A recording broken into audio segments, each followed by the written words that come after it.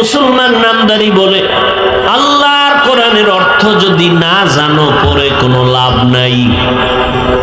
এরকম একটা দল আছে না নেই? এই এখান থেকেই ভালো করে যাচাই করো।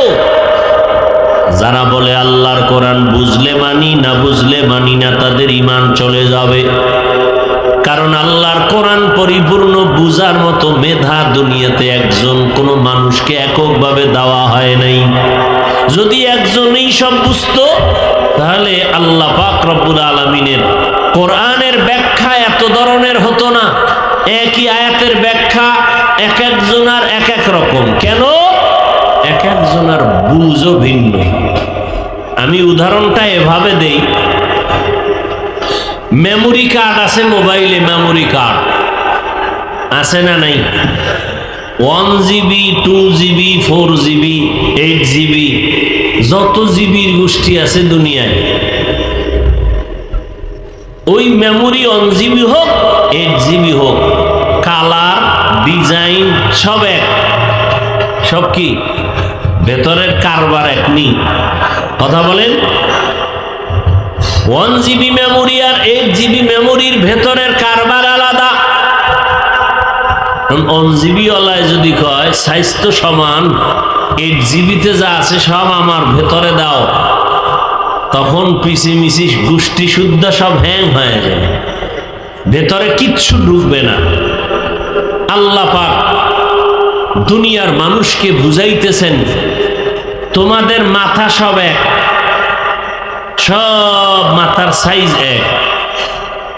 কারোটা যদি বেশি ছোট হয় প্রতিবন্ধী, কারোটা যদি বেশি বড় হয় সেও প্রতিবন্ধীর অন্তর্ভুক্ত।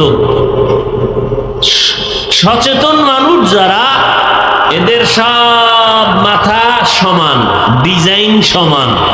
নাকি কারো মাথার পিছনে চোখ লাগানো? সব সমান। ভেতরের মেমোরির জিবি কিন্তু কিনা, কোন ব্যক্তির মেমোরির জিবি 1, কারো 2, কারো 8, কারো 4। আবার কিছু কিছু মাথাওয়ালা মানুষ আছে জমিনে, এদের মেমোরি নেই। কেন? এই সমস্ত মেমোরিহীন জিবিহীন মানুষ এরা মাঝে মাঝে আল্লাহরে গালি দেয়, আছে না নাই? বলে যারা দেখি না তারে মানিও না। মানে এটা বাচ্চার জ্ঞানও তার মধ্যে নেই। আল্লাহ পাক রব্বুল আলামিন এক একজনের ব্যাখ্যা কোরআনের এক এক রকম। কেন? বলে জিবি আলাদা। যার জিবি 1 GB ওই পরিমাণ তার চিন্তা চেতনা।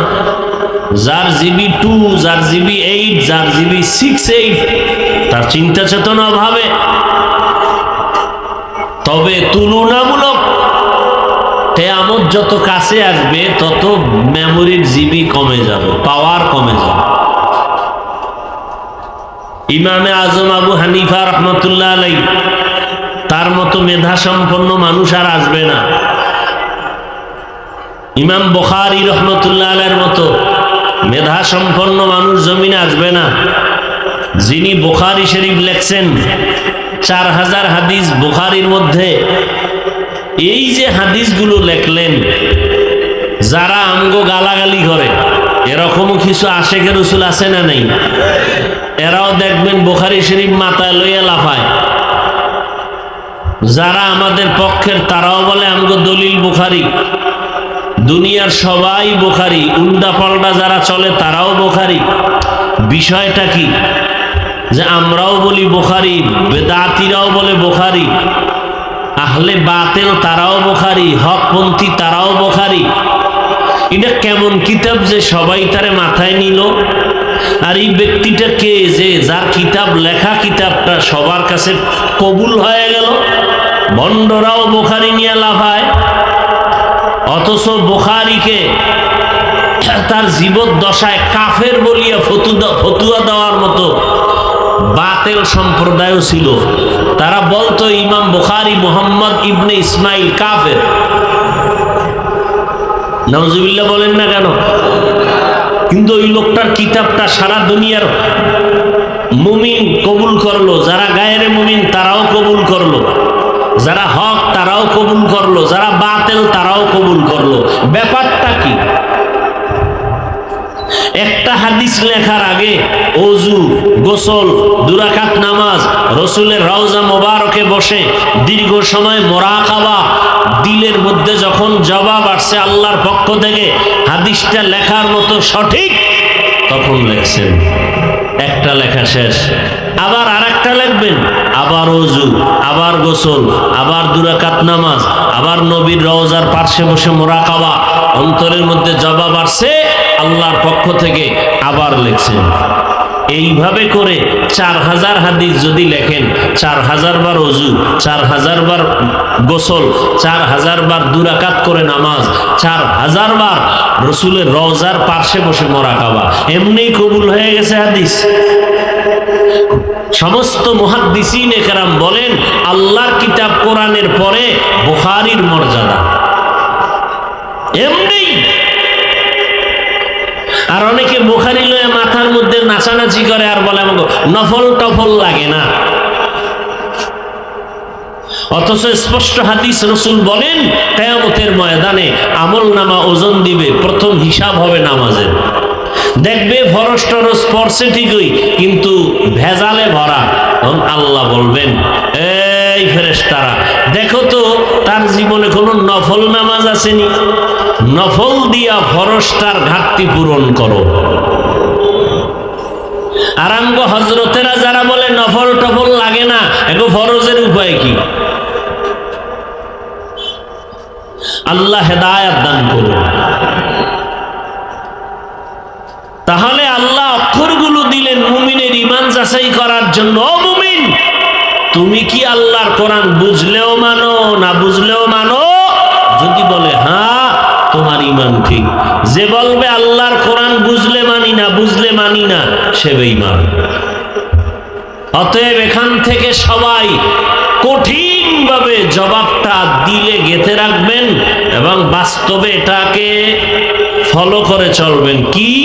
যারা বলবে কোরআনের অর্থ না বুঝে পড়লে লাভ নাই, তারা ভণ্ড। যারা বলবে কোরআনের অর্থ না জেনে পড়লে লাভ নাই, তারা কি? খোদার কসম তারা ভণ্ড। কোরআনের অর্থ বুঝি না, পড়তেছি। সাহাবায়ে কেরাম 3 দিনে 1 খতম করছেন। কেমনে করলেন? 7 দিনে 1 খতম। আল্লাহ পাক এই অক্ষরগুলো দিয়ে মুমিনের ঈমান যাচাই করলেন। এরপরে অনেক কথা এখানে আছে, ছেড়ে দিলাম। সামনে আল্লাহ বলেন, যালিকাল কিতাবু লা রাইবা ফি, এটা এমন একটা কিতাব কোরআন যার মধ্যে কোনো ভুল নাই, সন্দেহের অবকাশ নাই। এমন একটা কিতাব আল্লাহ দান করলেন, আজও পর্যন্ত একটা ভুল কেউ বের করতে পারলো? কথা বলেন না কেন? পারে নাই তো পারে নাই। বরং অনেক বিধর্মী কালেমা পড়ে মুসলমান হয়ে গেল। ভারতের সন্তান শিব শক্তি স্বরূপজি অক্সফোর্ড বিশ্ববিদ্যালয় থেকে ডিগ্রি অর্জন করলো। সম্মানের অভাব নাই, সম্পদের অভাব নাই।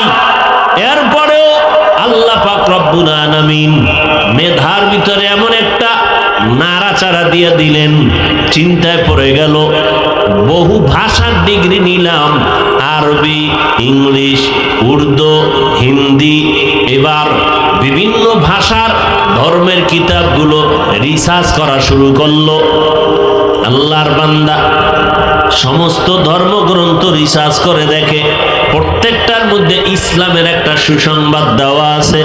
হিন্দুদের ধর্মগ্রন্থের ভিতরে ইসলামের গুণগান আছে, খ্রিস্টানদের ধর্মের কিতাবের মধ্যে ইসলামের গুণগান গাওয়া আছে।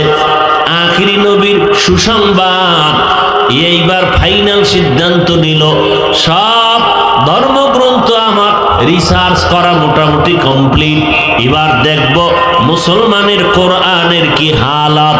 আল্লাহর বান্দা আর আরবি ভাষার কোরআন নিয়ে যখন গবেষণা শুরু করলো, শেষ পর্যন্ত সে বলতে বাধ্য হলো, আমি কোরআনের ভুল বের করতে গিয়া কোরআনের আয়নায় আমার জীবনের ভুলগুলো ধরা পড়ে গেল। আল্লাহর বান্দা দেরি না করে কালেমা পড়ে মুসলমান হয়ে গেল। আমাদের দেশ বাংলাদেশে একবার সে আর ছিল, ভারতের চাপে বাংলাদেশে থাকতে পারে নাই, এক পর্যায়ে দুনিয়ার থেকে বিদায় হয়ে গেল। আল্লাহর কালাম ১৫০০ বছর হয়ে গেল, একটা ভুল কেউ বের করতে পারে নাই। এরে নবীর উম্মত, অন্যদের ধর্মের যত কিতাব আছে কেউ সাধারণ মানুষ ধরতেও পারে না, পড়বে তো দূরের কথা। আর আমাদের কোরআন এমন একটা মজার কিতাব, কোন হিন্দু ভাই যদি বলে কোরআনটা ধরতে চাই দেখবো, টাকা না থাকলে আমি কিনে দিব নাও। কারণ আল্লাহর কোরআন এমন একটা আকর্ষণীয় কিতাব, যে কিতাবটা ধরলেই ভেতরে অ্যাকশন শুরু, ধরলেই অ্যাকশন শুরু। এই জন্য আল্লাহ কি কইছেন, লা ইয়ামাসসুহু ইল্লাল মুতাহহারুন, অপবিত্র অবস্থায় কোরআন ধরবা না। ওমরে ফারুকের মতো বীর যোদ্ধা তরবারি নিয়ে দৌড়ায়, বিশ্ব নবীর মাথা কাটবে, তরবারি নিয়ে যাচ্ছে, মেজাজ গরম, ২৭ বছরের যুবক।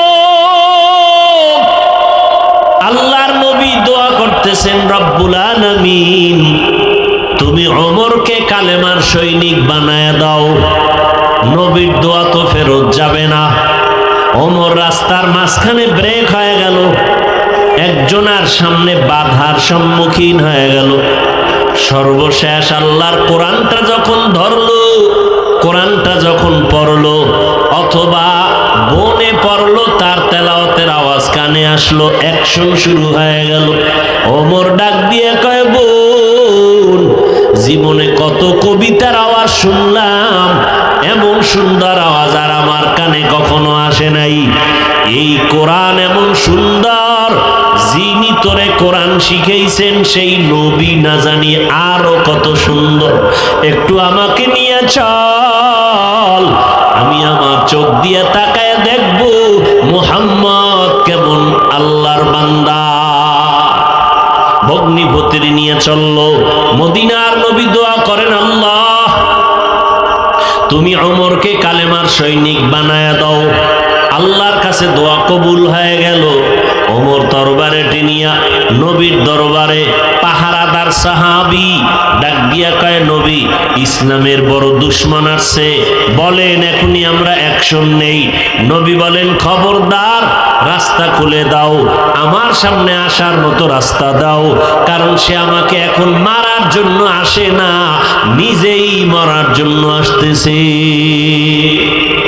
নবীর সামনে গিয়া কয়, নবী কল্লাটা কাইটেই দেন, তবে আগে জান্নাতের টিকিটটা দিয়ে দেন, কালেমা পড়ায়া দেন।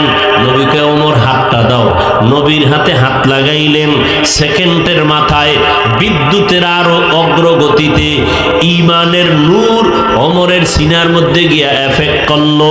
ওমর এবার তরবারি নিয়ে দাঁড়াইয়া বাইতুল্লাহর পার্শ্বে খাতিমে কাবা, ওখানে দাঁড়ায় বলে, এই বেঈমানের দল, এতদিন তোমরা মুহাম্মদের গালি দিয়েছো, 5 মিনিট আগে আমিও তারে বিরোধী ছিলাম, আমি এখন মুহাম্মদের এমন বন্ধু হয়ে গেলাম, বিরোধীরা দাঁড়ায় যাও, কারোর দরকার নাই, মুহাম্মদের পক্ষ হয়ে মোকাবেলায় ওমরের তরবারিটাই যথেষ্ট।